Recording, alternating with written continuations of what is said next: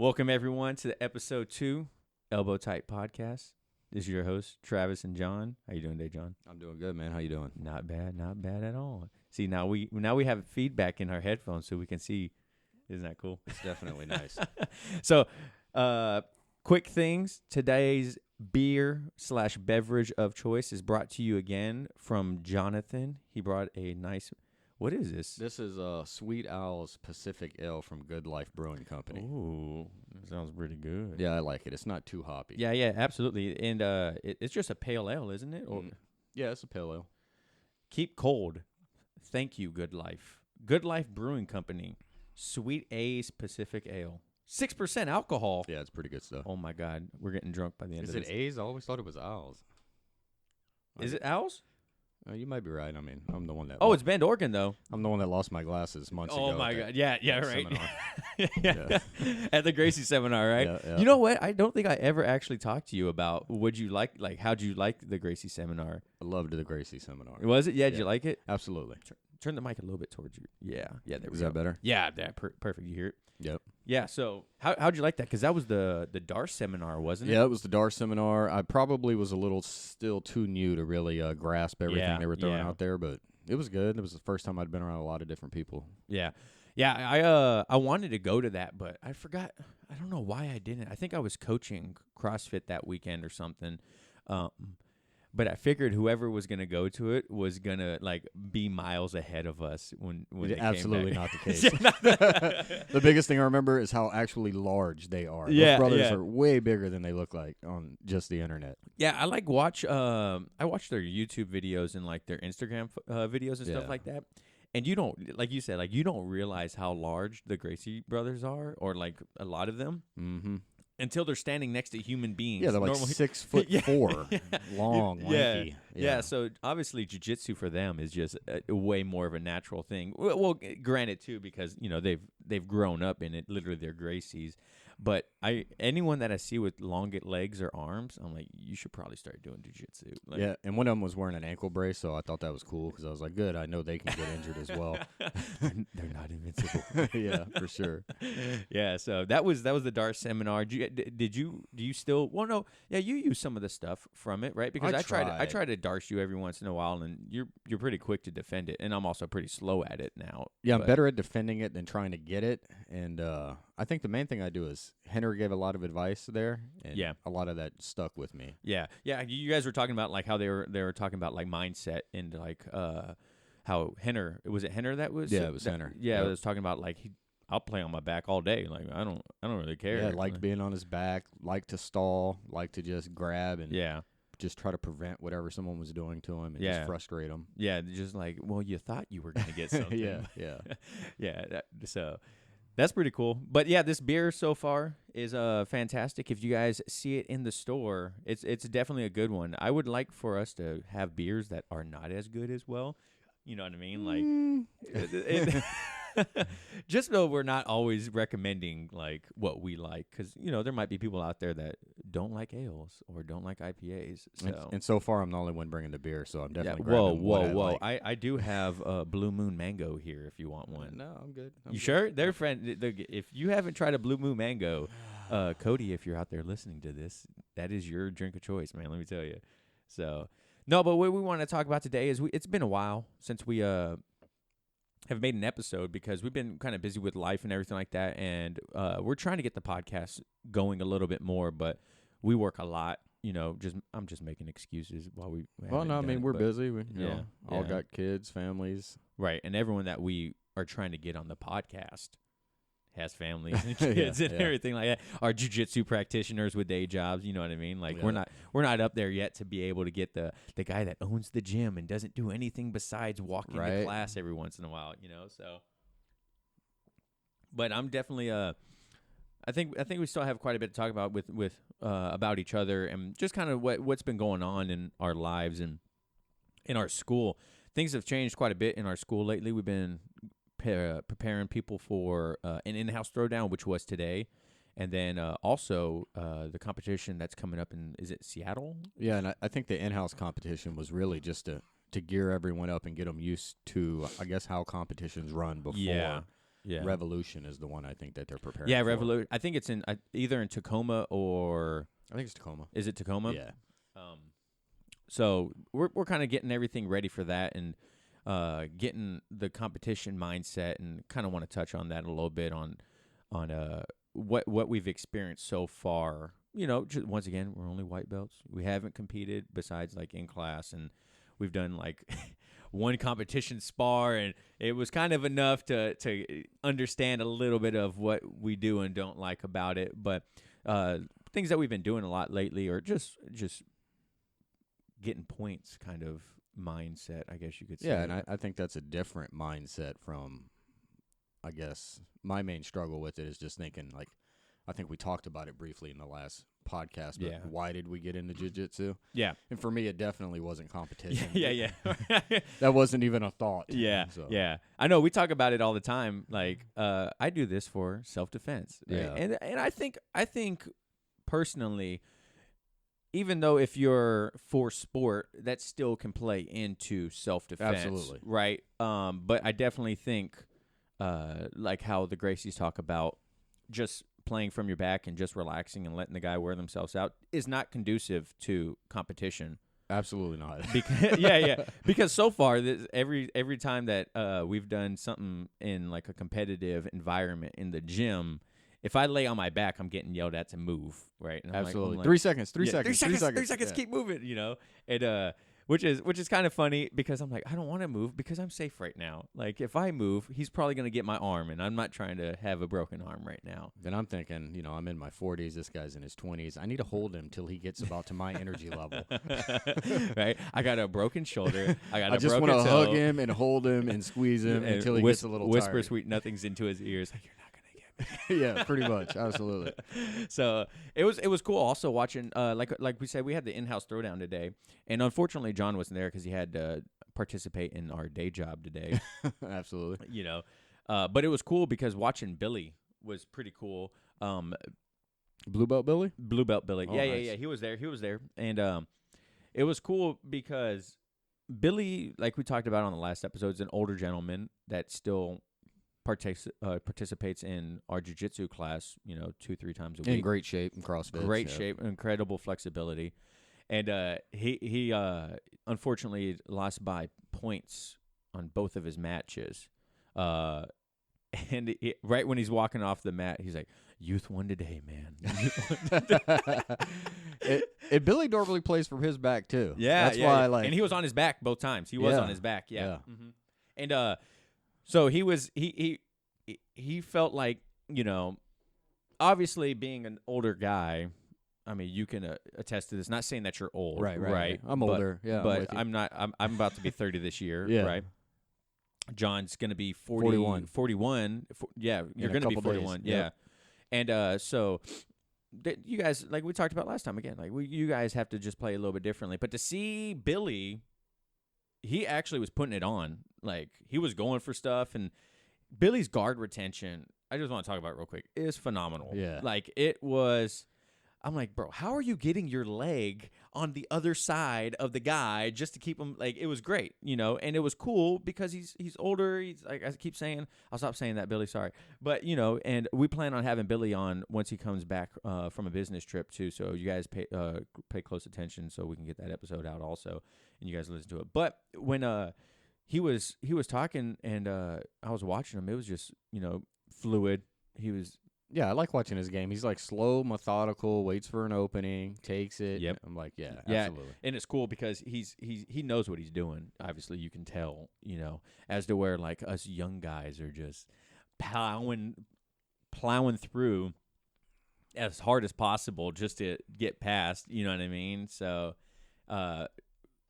Cody and I were talking about this, and because we have a lot of bigger guys in the gym too, and we're like you always say.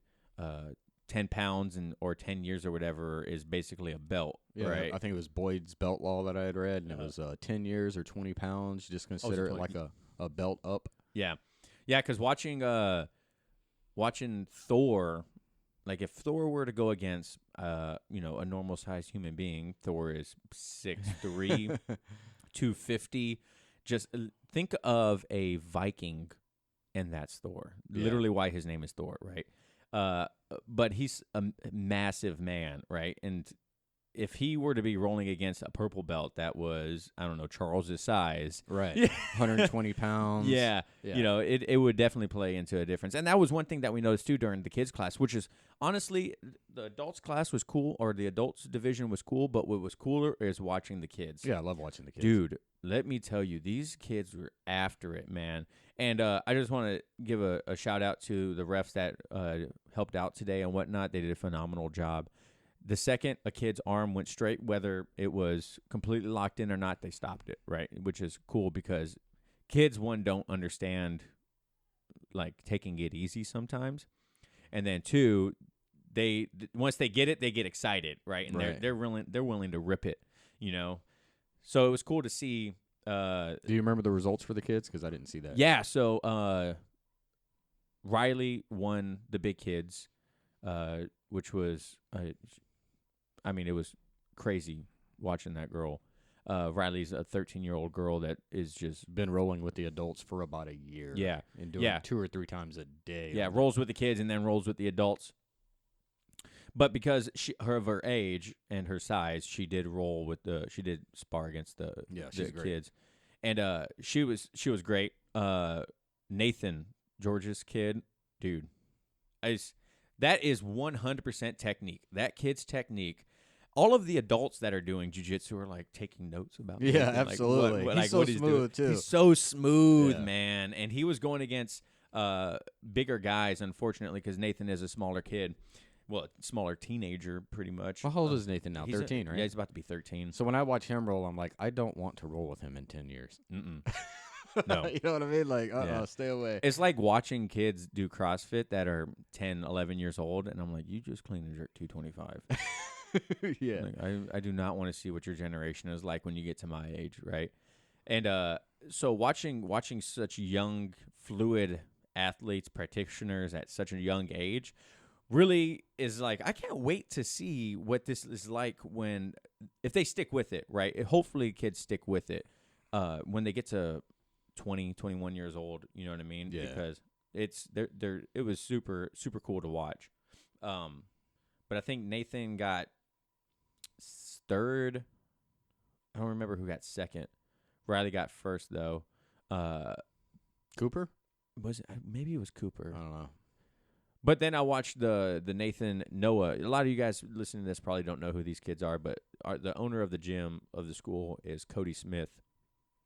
He runs the Create Yourself podcast, has an ebook coming out and all kinds of stuff, so just give a little shout out to him. But his son, Noah, is a 4-stripe white belt, and I believe he's 10 years old now.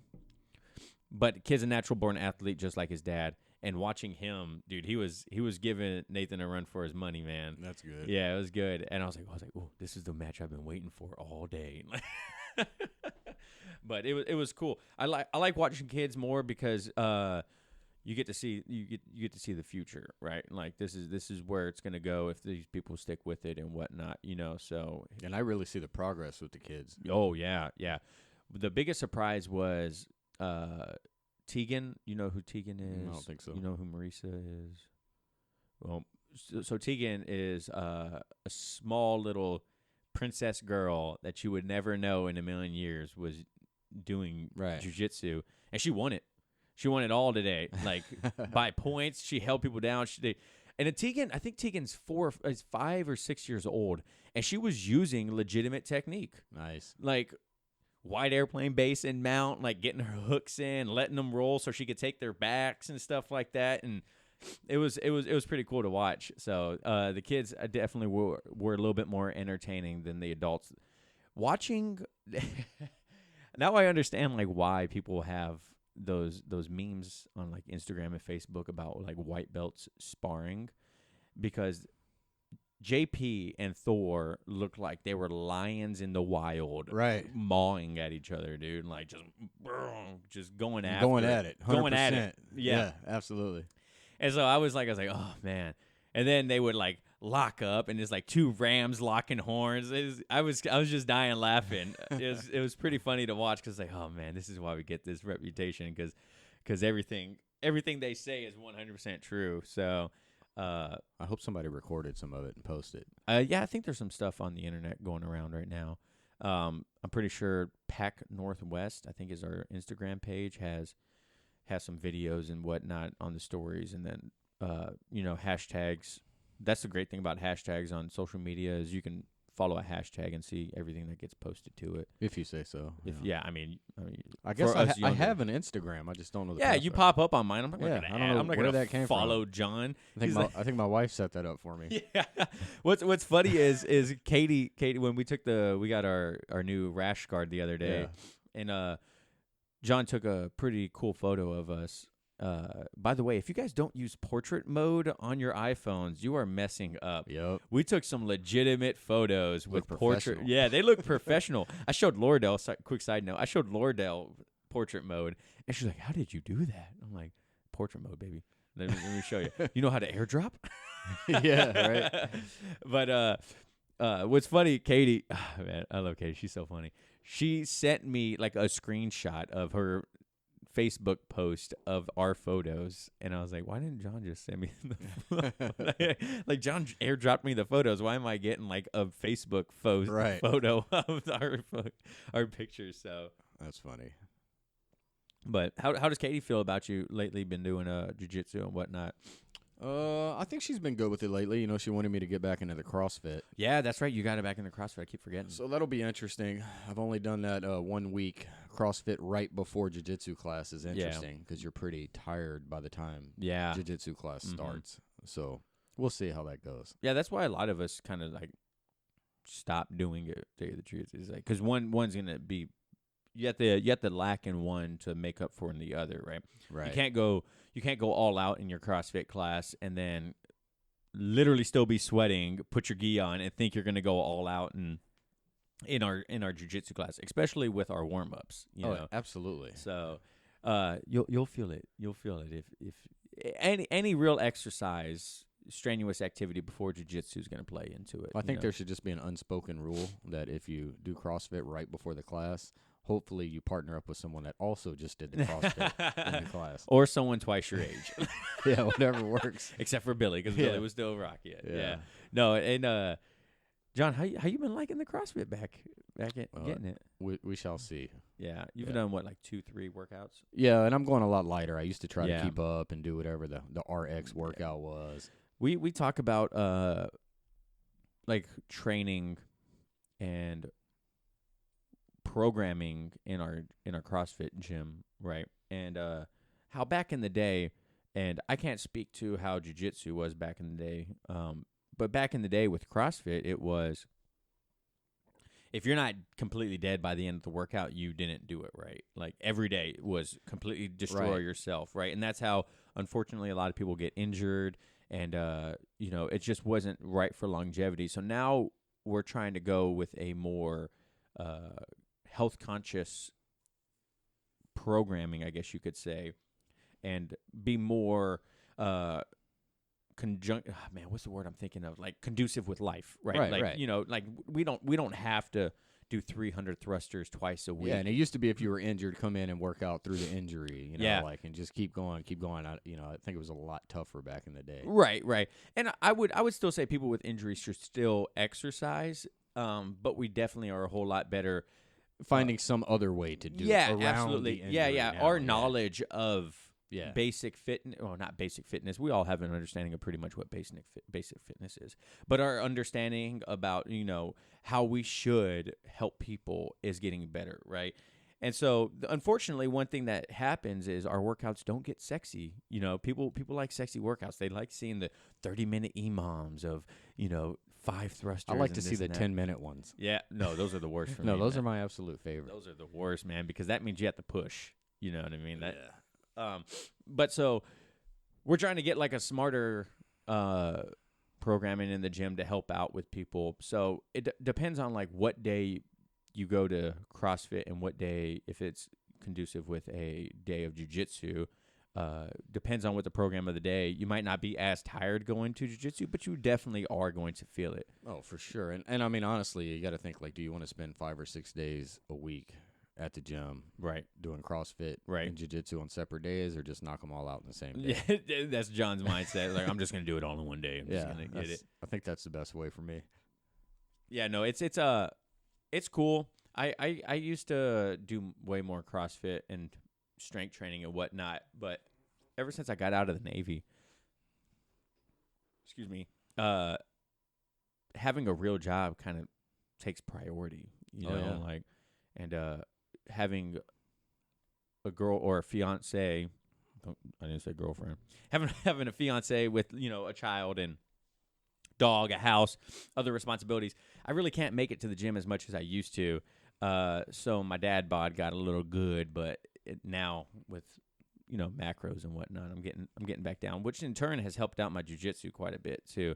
Like, my energy is better, my engine is better, and also I calmed the hell down. Yeah, that's true. I just calmed down. One thing that they don't tell white belts enough, right? Well, I just don't think we don't realize it until we go through it with someone that's also brand new. Yeah, like Superman wanting to rip your head off, right? Absolutely.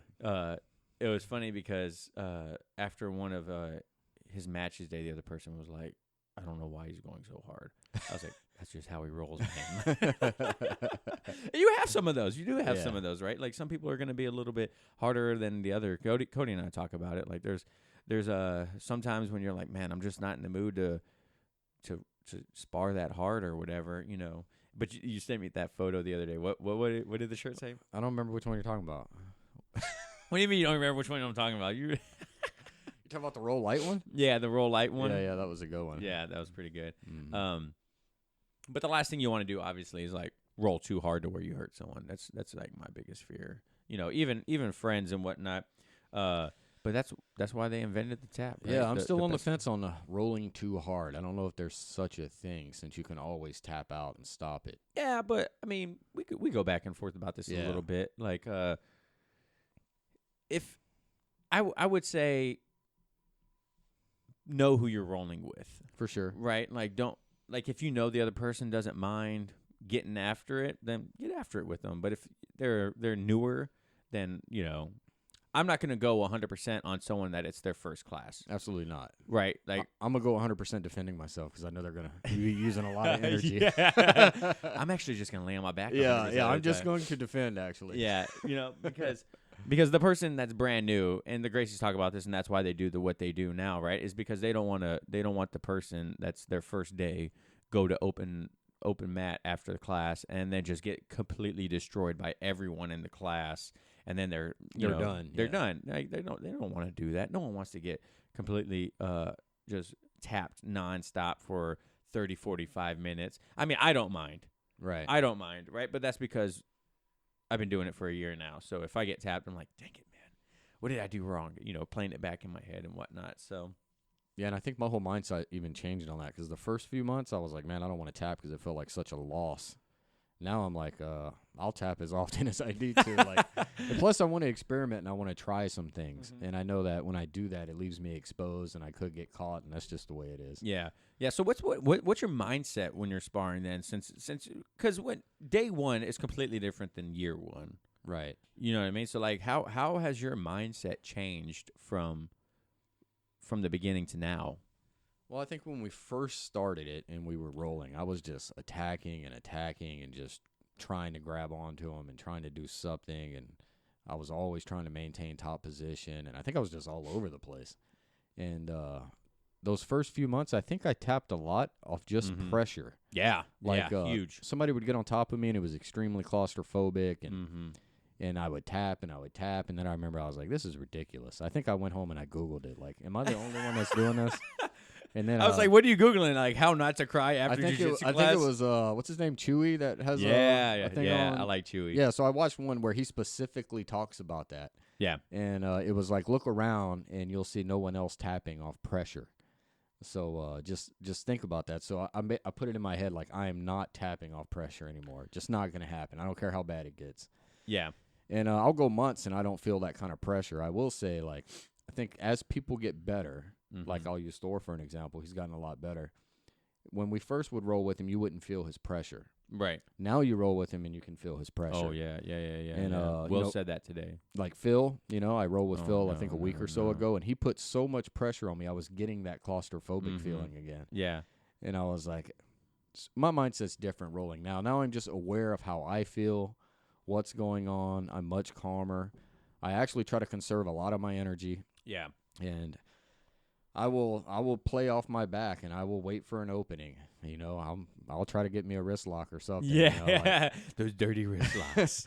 I got to do what I got to do. But I'm just much calmer. I don't panic at all. Yeah, like what do you think? Are you paying attention to where where they are physically and where their pressure is physically, so you can think of ways to counter it or anything like that? Have you developed that sense yet? You know what I mean? Like, I'll tell you what. You're a white belt. I totally am not aware of anyone else around us. The only thing I might be aware of is somebody that's rolling real close to me. Yeah. You get like that spidey sense going. Yeah, but I know people watch us. I don't think about them. I don't see them.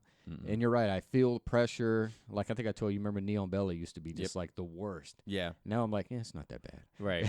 Yeah. It's like Cody was my kryptonite with that dang Neon Belly when we first started. Yeah. Cody, I there was nothing I could do. He put that. He had it perfect, man. And you don't know how to counter it, right? So he'd put Neon Belly, and I'm like, I'm good, dude. I'm good. Thank you. Yeah. Normally, I just think about how I could counter something. That's like my whole focus. Are you like trying to link things together now? Or I like to put my hand in a collar and make them think I'm going for that. And try to switch it up. Even though you have no idea what to do with the collar once you get. No, I stole that thing you showed me where you put the knuckles in. Yeah. And that seems to just drive people crazy. Yes, and, dude. That normally gives me some openings. Anything that's multiple steps, I still struggle with, and I think that'll just come in time. So for me, it's still pretty much the basic submissions, triangles, arm bars, Kimura, Americana. Like, that's all I'm really sticking to. Yeah. I know we've been going over a lot of the back stuff and things like that, but so far I'm just not smooth with those. Yeah, like I feel the same way. When we first started, I didn't really think, right? It was we talk about that your instincts kick in when you start just fighting for your life, right? And now when I get in hairy situations, when we spar, instincts do kick in. I don't really know what I'm doing. All of a sudden I just end up in a submission or I'm away from someone, right? And it's just natural body movement that it happens. But yeah, I definitely I can now hold a whole lot more pressure. The last person to get me with pressure though, like I ended up just tapping, was Trey in Japan after you left. That dude, I don't remember what he did, but it sucked the soul out of me. And Trey is probably he's probably about my size, right? He's not a super big guy. He might be a little taller. Yeah, he might be a little taller, a little lighter. And I don't remember what he did. I think he was in like S mount or something like that. And he went to lean back to take my arm. And from him leaning towards my legs, all the pressure on my sternum and stomach, dude, I ended up tapping. He's like, yeah, so I noticed that you tapped from the pressure. I was like, yeah, Trey, I did. Good job. But like now when we roll, I don't try to attack too much now. Every once in a while I'll test, see what I can do. Not in a sense of like pushing it too hard. Some people might think that I try to push really hard, but once again, what is, we talk about it once too, what's my 30% might be someone else's 100. Yep. So I'm trying to be more understanding of that and not use so much muscle. Like I get called out a lot saying I use a lot of muscle, but to me, what someone else feels is a lot of muscle is me just you're just pulling. Naturally strong. Yeah, it's just me pulling on it or something like that. Like, oh no, that's not free, So Professor talks about it a lot. Like if you get to a good position, you need to secure the position first and then go for the submission, right? And then he kind of broke it down a little bit more, like get the submission, like elbows in tight or whatever it is, or stay tight to them, and then go for the submission too. So get the position, get like the lock up for the submission, and then go for the submission also. He's like, that's really when your game's going to start developing. So I started to try to pay more attention to that too. But I play a lot from my back now also. Yeah, and and I'm still conflicted on that. Like I feel like I haven't mentally chosen what path I'm going to go down. Yeah. I know what path I want to go down. Yeah. But I don't think that is really conducive to at least our jiu-jitsu. Like, I want to go purely defensive, like defensive mode. I like playing off my back. Yeah. You know, it's just tough. And, you know, like I told you, I get distracted when someone's trying to coach me from the sidelines. Yeah. When I'm in a roll and someone's yelling at me, I wish I could just tune it out. It distracts me. I'm in my mind thinking the whole time. I'm having a conversation in my brain. Absolutely. And when someone starts jumping in on that conversation, I'm like, shut up. And then once you say it out loud, the other person hears it anyway. Yeah, right. It's like giving them the cheat code. Like, Yeah. No, I feel that way when I'm doing CrossFit, man. I before I say this, I appreciate everyone that ever cheers me on. Thank you for that. But if I had a choice, I would not let anyone do it, man. I do not respond good to cheering, like, let's move, Travis, let's move, keep pushing. I'm like, I know to keep pushing. I'm doing the workout. I'm doing the best I can. You know, so I'm not a big fan of that just because I feel like it's I don't know, it's weird to me to get cheered on. But same thing in jiu-jitsu when we did that, those competition rules, and they're like, pay attention to your coach. I'm like, I'm going to let you know right now, I don't hear anyone when it gets in a sticky situation. What takes over is hopefully what's going to save me, you know?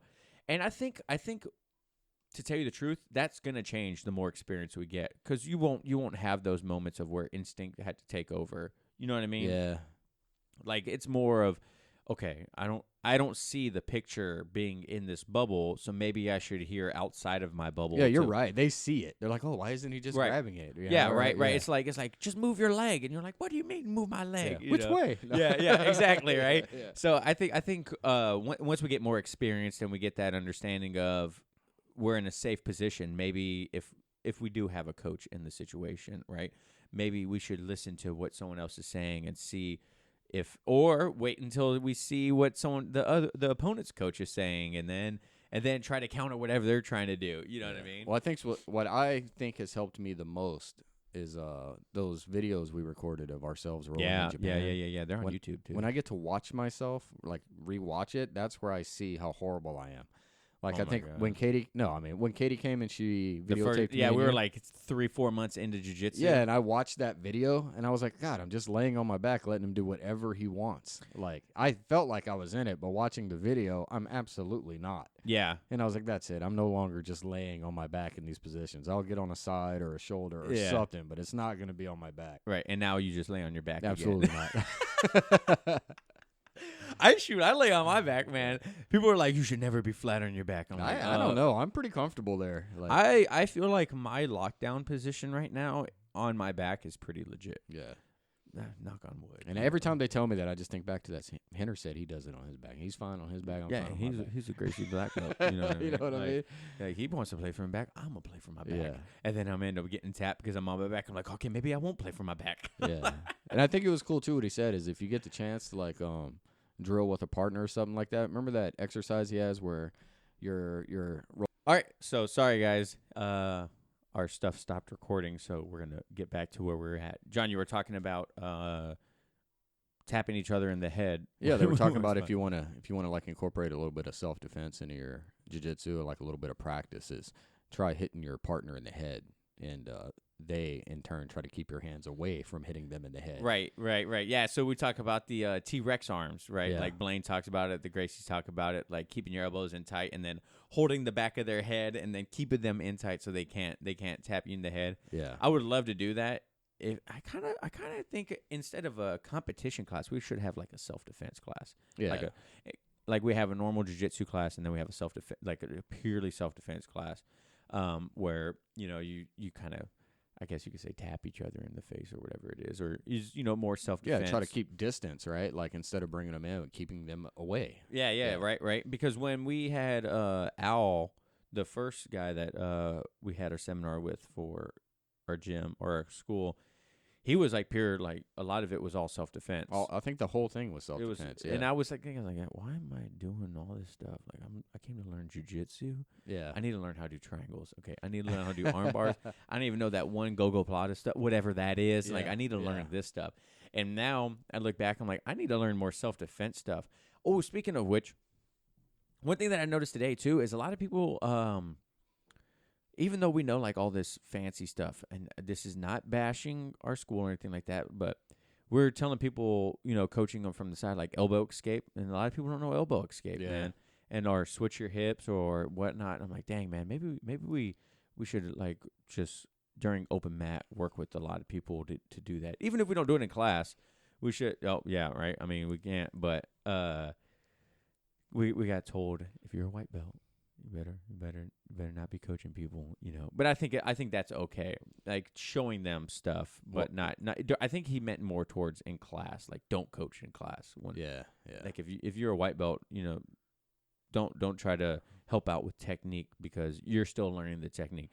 Like that triangle from the back with the back take into a bow and arrow. I already lost that. I'm sorry. Yeah, no, yeah, right. There's no way. I would not feel comfortable helping someone do that, right? But a good elbow escape, I think I can articulate it enough to where someone understands. Well, and you're used to coaching CrossFit, so that would help carry over and teaching your technique and jiu-jitsu. Yeah, absolutely. Yeah, I would like to coach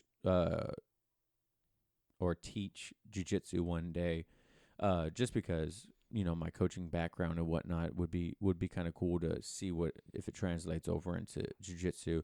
But there's just I don't know anything in the realm of jiu-jitsu to where I could. Well, hopefully if we get more coaches and more mat space, then they'll probably have like a basic jiu-jitsu class or like fundamentals, because you're right, we don't cover that anymore, and that's just because our goal right now is competition, like we said earlier, right? It's like and I think it's pretty much the same core people the last year. I mean, we got new people now, and they miss kind of the fundamentals. And, it's just the way it goes right now. It's cool. Unfortunately, we were in Japan when these guys like first started in our school, but it's definitely cool to be like, man, I remember those days. I remember like coming in and not really knowing like you can bait people, you know what I mean? Yeah.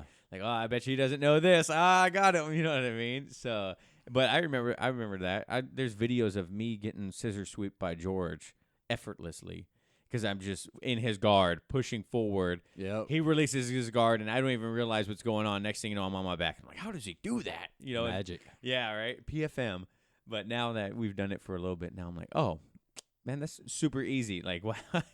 How did I ever fall for that? I was like, well, because you don't know, So you sparked a memory while you were talking about that. One thing that I did since the last podcast is I went and enrolled at a local gym. Yeah, that's right. That's right. There's a guy we work with, Chris, a black belt at Hybrid, and he was coaching a class, so he invited us to the class. Unfortunately, Travis had to coach at our gym. So I went to the class by myself, and that was it was interesting. I got a phone call right afterwards. Yeah, that was only I think the third different place that I've been to in the last year since we started jiu-jitsu. And I got to say, Hybrid's been there a long time, I think 18, 19 years. A lot of cool people there. I rolled with their browns, their black belts, a blue belt, and the white belts. And I got to tell you, I felt pretty outclassed the whole time I was there. Really? And even the white belts, they seemed real polished, and they were already like systematically thinking as far as if this doesn't work, I'm moving into this, moving into that. Right. Yeah, and we talked about that kind of too afterwards. And there's going to be a difference in school from one that's been around for 18 years and one that's been around for a year. Yeah, you know what I mean? Yeah. Like we haven't developed that core fundamental group of people, that core fundamental idea of what the school is. Like we're still in the infancy. We're still figuring out who we are. Right? Yeah, absolutely. And like we haven't brought, like they've brought up brown, like whites to browns, right? And that being said, I was in their advanced class. Ooh. They had a basic jiu-jitsu class that was going on upstairs. And so I think I probably would have been better off up there. John's like, I'm going to go ahead and just take this belt off. I'll be right back. I'm going to go upstairs and see what's going on in the kids' class.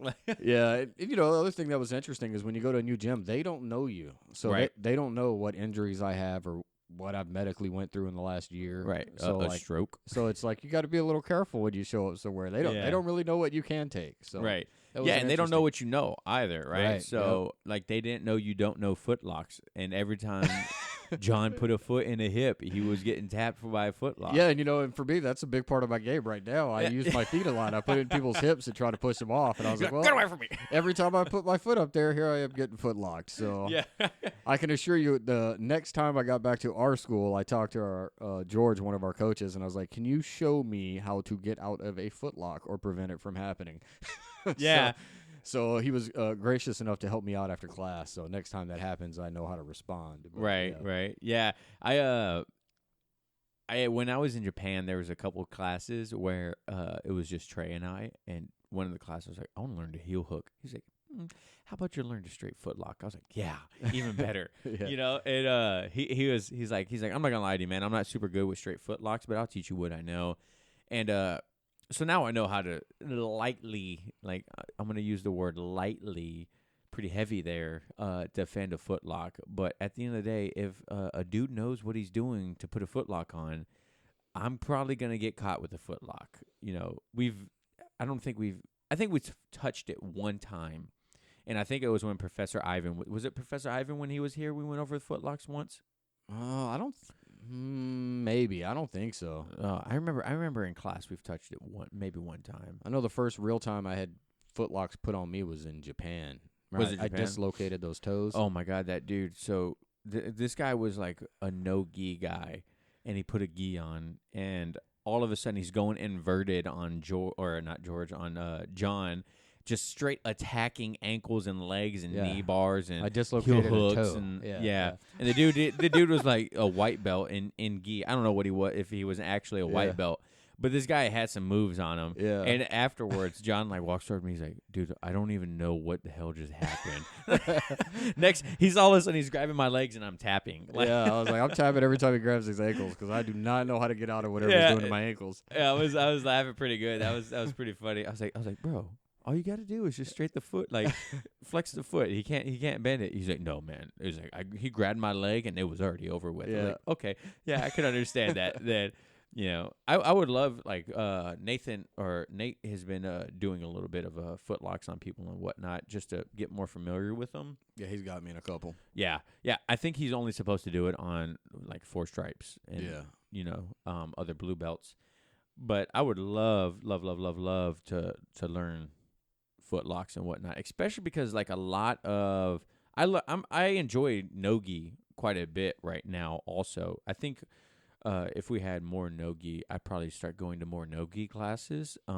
Because watching no-gi competitions and then participating in a little bit of no-gi here and there, it's just a whole different thing, and it's fun. I really enjoy it. It kind of reminds me of wrestling, and but a lot of no-gi guys, they get foot locks and all that stuff and go inverted and just craziness. And so I would like to try that out sometime. I think they were talking about in the summertime we're going to go to a little bit of no-gi.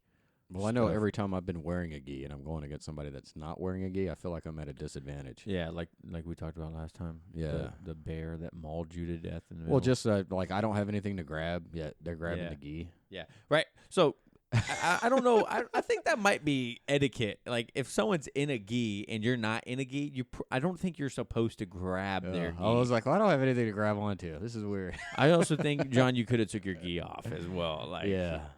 Well, I don't think I thought it would be a handicap.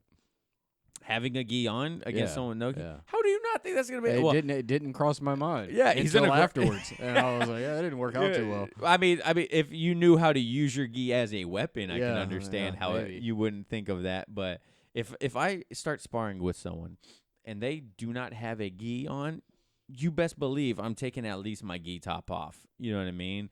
Because if I don't know what they know, if they're going to grab it or not, and then just to even it out a little bit, or I might go on my skivvies. Skivvies and rash guard, bro. There you you want to go. go knee? No, have my man boobs out like during the summertime last year, So. And how about them new rash guards we got?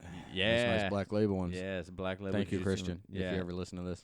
Yeah, those are really nice. I kind of want to try on ours at our school and see what they're like, just to compare the difference. Because like the ones we got in Japan, the Rolling Bones ones, those ones are super legit. I like those a lot. The black label one, super fantastic. And I would like to try ours see how it is, and obviously buy one also. And then I gotta get patches. I don't really want to buy patches. But I know we gotta get patches. Patches. Yeah. But and that's what's funny is when it's kind of like when you first start CrossFit, you start looking at CrossFit attire. I guess you could say, like, oh man, I kind of want to buy like a CrossFit shirt. Like, oh man, I kind of want to buy like these Rogue shorts. Like, I kind of want to buy these Nanos. I kind of want to buy these Metcons. You know what I mean? And now I'm completely doing that with the jiu-jitsu. But I'm like, man, this is a great cheap rash guard. I kind of want to try this rash guard. You know what I mean? And Amazon's fantastic for that. Absolutely. I'm just going to give a shout out to Amazon real quick. You're fantastic. I love you. You guys always have the cheapest deals and whatnot. What did we pay for those last ones? Like $69 for those geese? I don't even think it was that much. Yeah, they were pretty good. Yeah, and they're great. What is the name of them? Instable, I think. No, it's Sensible or something like that. Sensible or Sambaru. If anyone from the company is listening to this in the future, I'm so sorry if we mispronounced. You could still sponsor. But I do know like 4 or 5 people in our gym are wearing those. Yeah. Chris wears them, and I at the beginning of roll, I'm like, man, if we're wearing the same one, I'm like, man, that's a great looking gi. Let me tell you, man. He's like, hey, I appreciate that. It's a good one on you too. Yeah. And they're nice too because the only bad thing about them is they run kind of big. Like the hips are good. Like the waistline is good on them.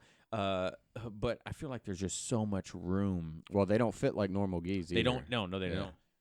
And they say that when you buy it, like they got their own sizing chart. Yep. Yeah. And another thing that they talk about too is like you should probably buy a smaller one than you think you need.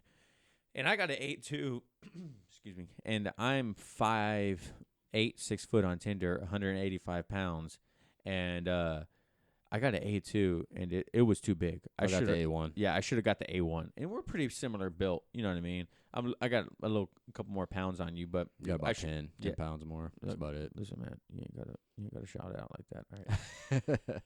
But I should have listened to you, and I should have got the A1. I think it would have fit better. But no dryer can't handle. And they talk about that too. Like you should put your gi in the dryer. Yeah, I don't think you would have liked the A1. No, I've washed mine and dried it a couple times now, and it's a little. You too got small. a belly shirt on with your. It's a little too small with now. Your gi top. Mm-hmm. Yeah, mine's fitting better now. Probably because I've washed and dried it a couple times too.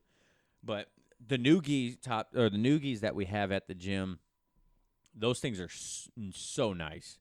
I love the inside of them with the samurai like printed pictures. It depends on which one you get. Yeah, those are cool. A little expensive for my taste. I like to ball on a budget, and that's why our podcasting gear is budget gear now. But don't knock the gear. No, I'm not knocking it. I mean, that's another gi I could have got right there. That's very true. That's very true. But listen to this audio. Yeah, sounds good. Yeah, and so I keep looking at rash guards and whatnot on Amazon, but if you guys don't use Amazon for your jiu-jitsu gear, you should probably do that. Yeah. I wish we had, it'd be cool. I wish we had like a code people could use to help out. Maybe one day, when we get some guests on here. I know. Oh, here goes a good question. If you could bring anyone back to life, I knew you were waiting for this. Who would it be and why? Man, you asked me this before, and I put a lot of thought in it. Now I can't remember his name, so it's interesting. I don't know. Who would you bring back? Oh, I hope you weren't going to ask me because I never thought about this. What are you talking about? You had to have thought about it. I mean, I've thought about it, but I didn't think about it in a sense of like who exactly I would. I don't know. I might do like a famous scientist, like maybe Albert Einstein, just because I heard he was pretty cool guy and he was a vegetarian. I was a vegetarian for 2.5 years or something like that. But to talk to someone, I don't know, man. To tell you the truth, maybe I wouldn't because he was so smart. I don't know how he would be to have a conversation with. He might just be one of those guys that are so intelligent you just can't have a conversation with him because you're like, I'm literally too stupid to talk to you. But I don't know who I would pick, man. I honestly don't know. There's a lot of good people out there. JFK. I was just thinking JFK. JFK. That guy, he had some amazing stories. You know he wore a back brace like 24/7. Did he really? Like, you know, they talk about the assassination a lot and the way he was sitting up after he was shot. That's because he's got a back brace on. Oh, how he didn't hunch over and collapse. When he was in the Navy and they had like whatever ship he was on that got hit and I think it was the patrol craft PC. yeah, well, he had like 37 horrible back pain. I think it was it might have even been why sank. he was medically discharged. I'm not even sure, but I know he was taking massive amounts of steroids, and you know his back was shot.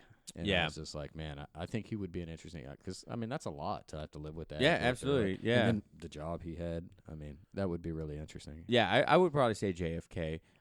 And it's not to get political, or I don't even remember if he was like a Democrat or Republican or whatever. It doesn't really matter. But I would like to hear his stories, or anyone that really fought in like World War II. That would be cool to hear their stories also, especially because we just had the 75th anniversary. Yeah. Well, I don't really want to call it anniversary of the storming of Normandy's beach, which is a huge battle. You know, a lot of people unfortunately were passed, but that'd be cool to talk to someone that went through all that too.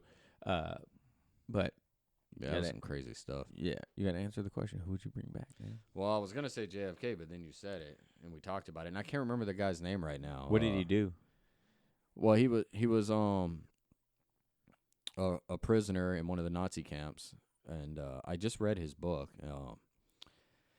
Anyway, he was like a famous neurosurgeon or neuroscientist. He got put in the camps, and he had to survive the whole thing. And it was interesting because while he was in there, he could look at people and figure out like when they gave up. Pretty much. Oh, really? Like he'd look at them and know they were going to die like that day. And when he was getting tortured, he would sit there on the table and he would think like he was giving a presentation in college, and that's how he'd get through it. Wow. And he's got a book, like it's like The Meaning of Life or Why Do We Live. He's obviously not. He died in the late 90s. Okay. For the life of me, I cannot remember his name right now, but I would love to hear his story. Yeah.